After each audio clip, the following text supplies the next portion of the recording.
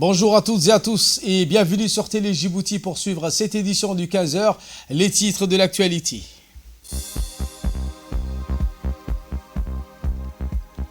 Symposium sur l'appui à l'engagement des politiques publiques sectorielles tenu par l'ONG EVA et plusieurs autres partenaires au développement. Également dans l'actualité de ce 15h en Afrique australe, plus de 68 millions de personnes sont touchées par la sécheresse El Niño.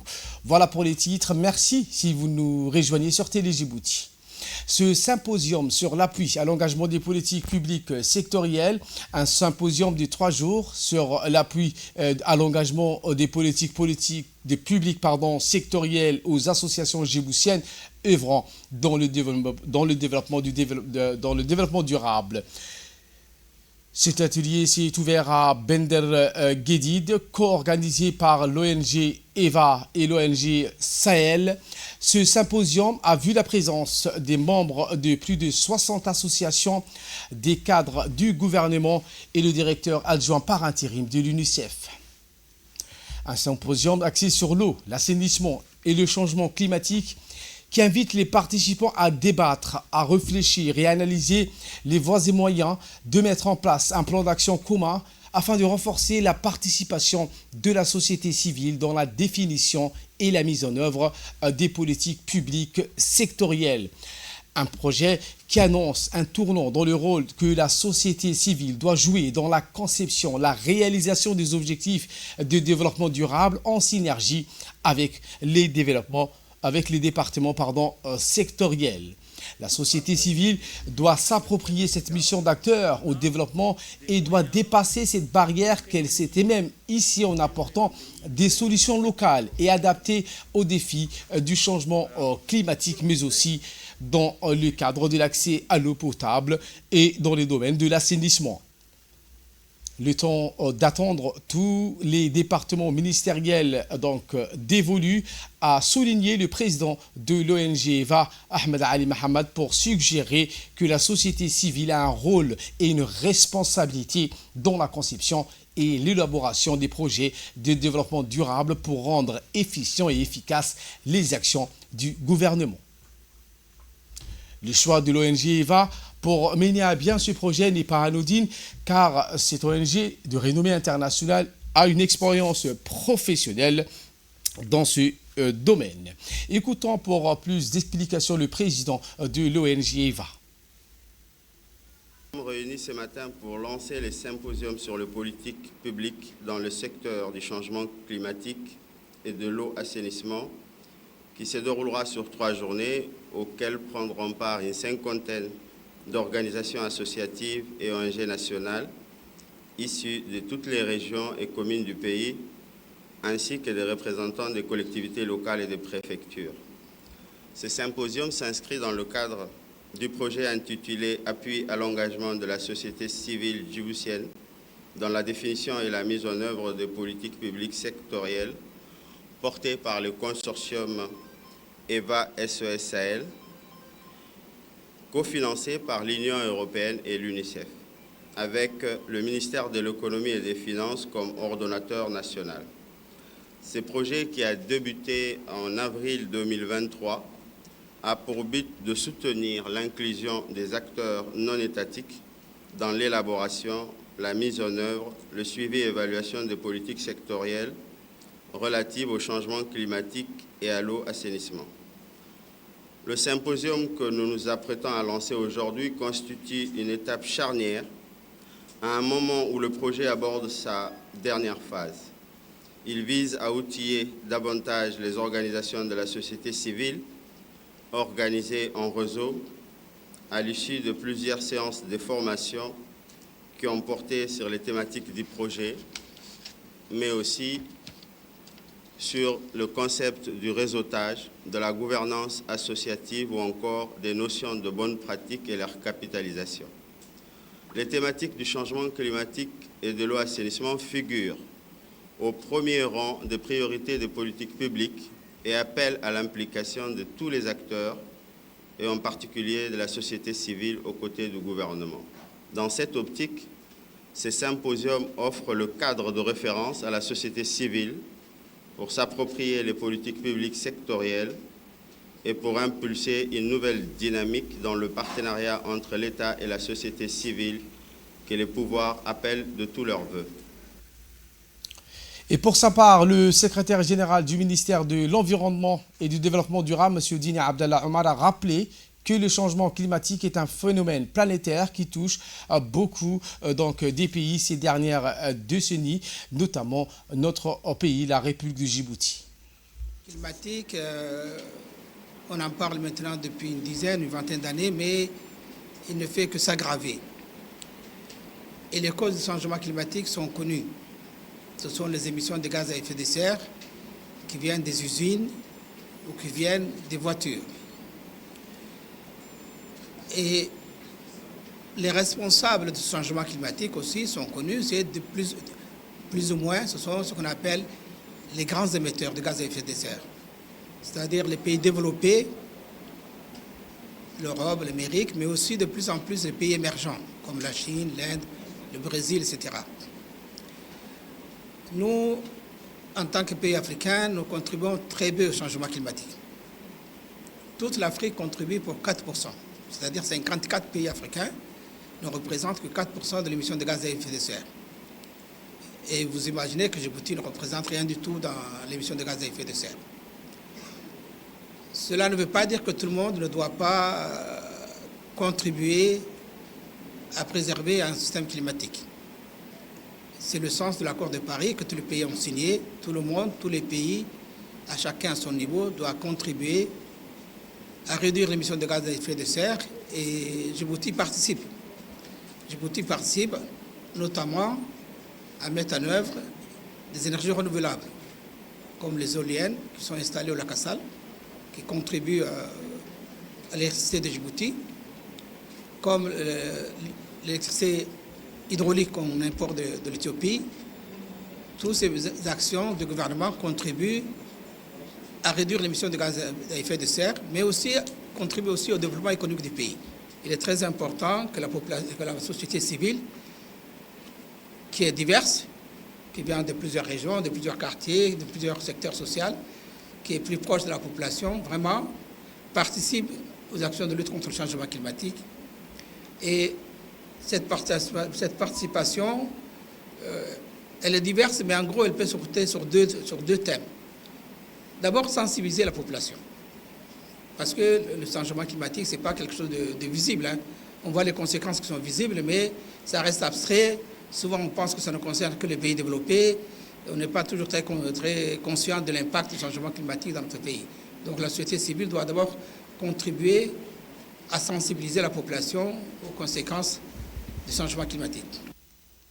Et notre grand format de ce 15h porte sur les banques présentes dans les régions de l'intérieur. C'est un document de la rédaction signé Ferdouz Hussein.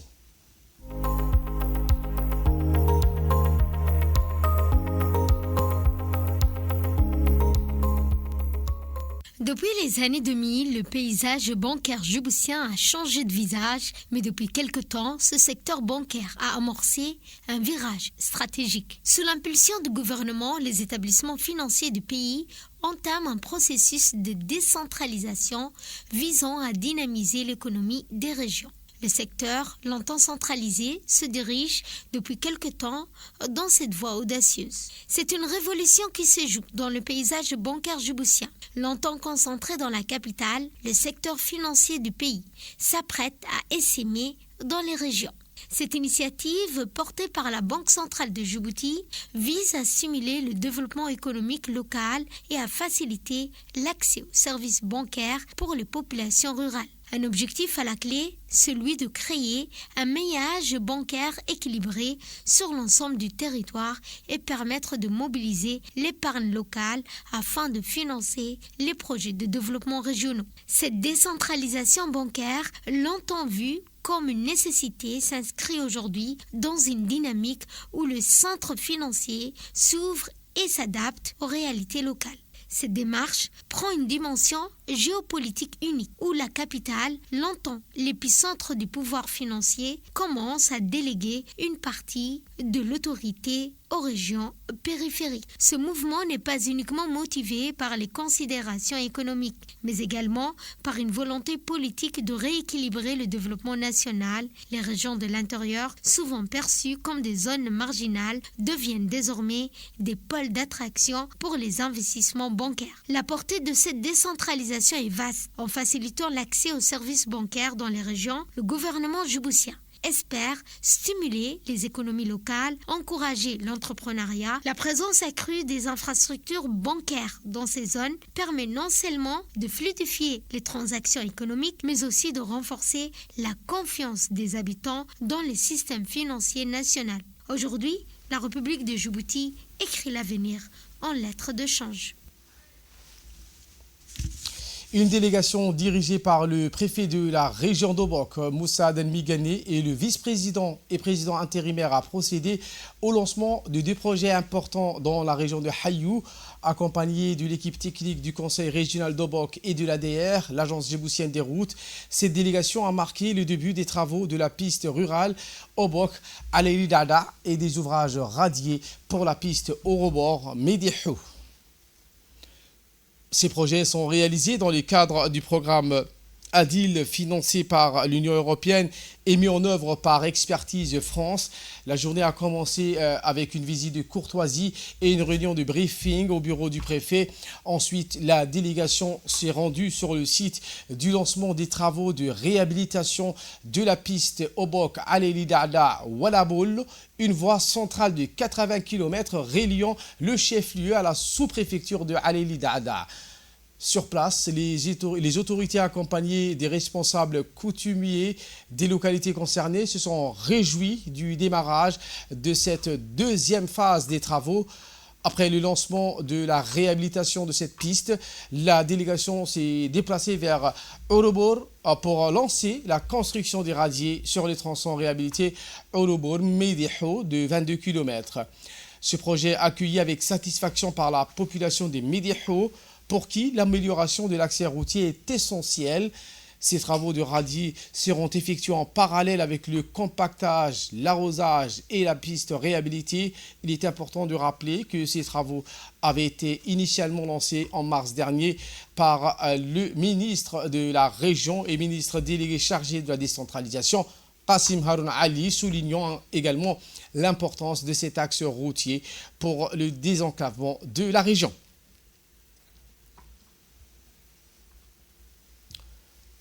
Dans son intervention, le responsable de l'ADR a exprimé sa satisfaction quant au lancement des travaux de cette piste Obok Aleli Dada.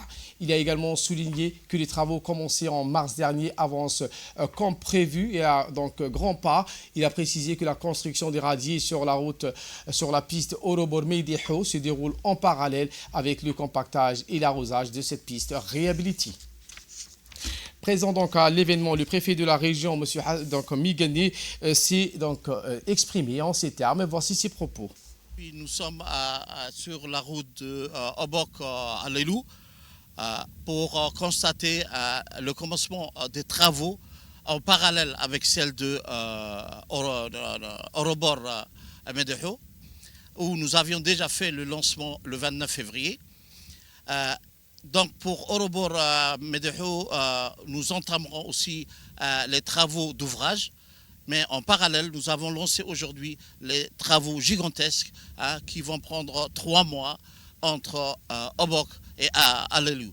Ainsi, nous pouvons donc délocaliser, donc désenclaver les localités de Medihou. Et aujourd'hui, donc, commence le désenclavement de la localité et de toute la sous-préfecture de Aleli Dada. Et voilà qu'il nous ramène de parler de cette saisie record lors d'une opération d'envergure régionale. La division des douanes de Tadjoura et l'armée nationale ont joint leurs efforts pour procéder à une saisie et la destruction record de 13 000 kg de cartes de contrebande et 2 véhicules incriminés dans ce trafic ont été mobilisés. C'était dans la région de Tadjoura, dans la localité de Balhou.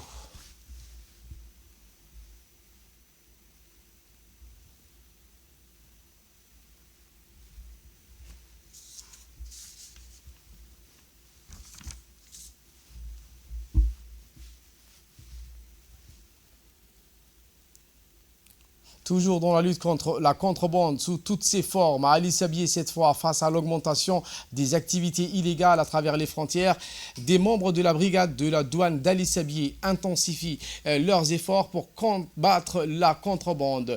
Ce phénomène qui affecte l'économie nationale nécessite une réponse efficace et coordonnée. La découverte des nouvelles stratégies mises en place pour lutter contre ces fléaux. La contrebande, une activité illégale qui consiste à introduire des marchandises dans un pays sans passer par les voies officielles et sans payer les taxes requises.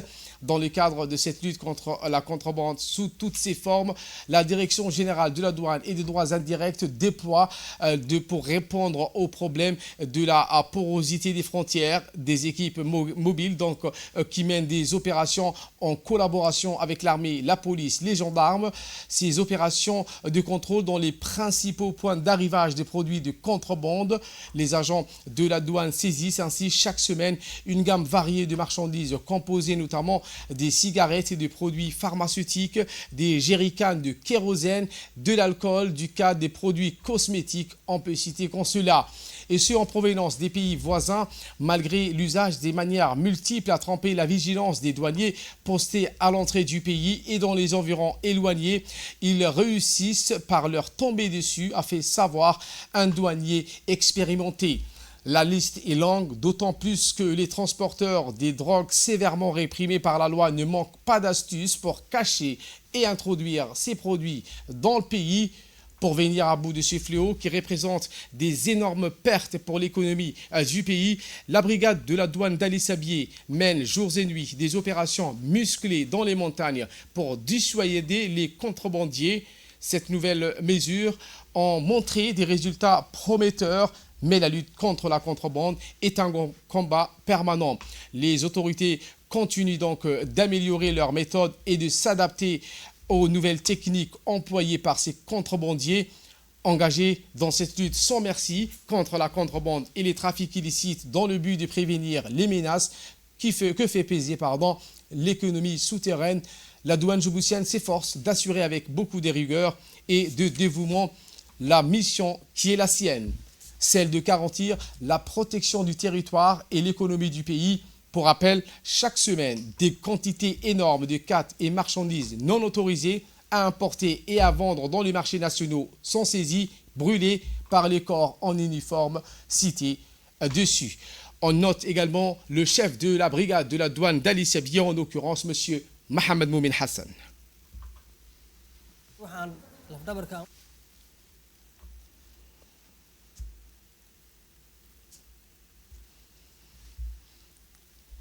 Et en nouvelle du monde, les vaccins contre les mpox attendus la semaine prochaine. La République démocratique du Congo attend l'arrivée de ses premières doses de vaccins contre la variole du singe prévue pour cette semaine. Cette aide essentielle a été promise par les États-Unis et le Japon dans le cadre de leur soutien à la lutte contre l'épidémie de mpox. Et je vous le disais en titre, en Afrique australe, 68 millions de personnes sont touchées par la sécheresse du phénomène climatique El Niño. Ce phénomène météorologique qui a commencé au début de l'année a gravement endommagé les cultures et l'élevage, entraînant des pénuries alimentaires et perturbant les économies locales. La crise a été abordée lors d'une réunion des dirigeants de cette région qui s'est tenue à Harare, la capitale de Zimbabwe.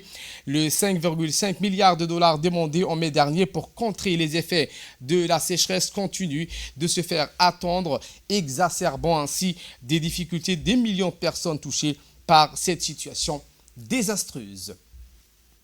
Voilà pour l'essentiel de ce 15h. Merci à vous de nous avoir suivis et très bonne suite des programmes sur Télé Djibouti.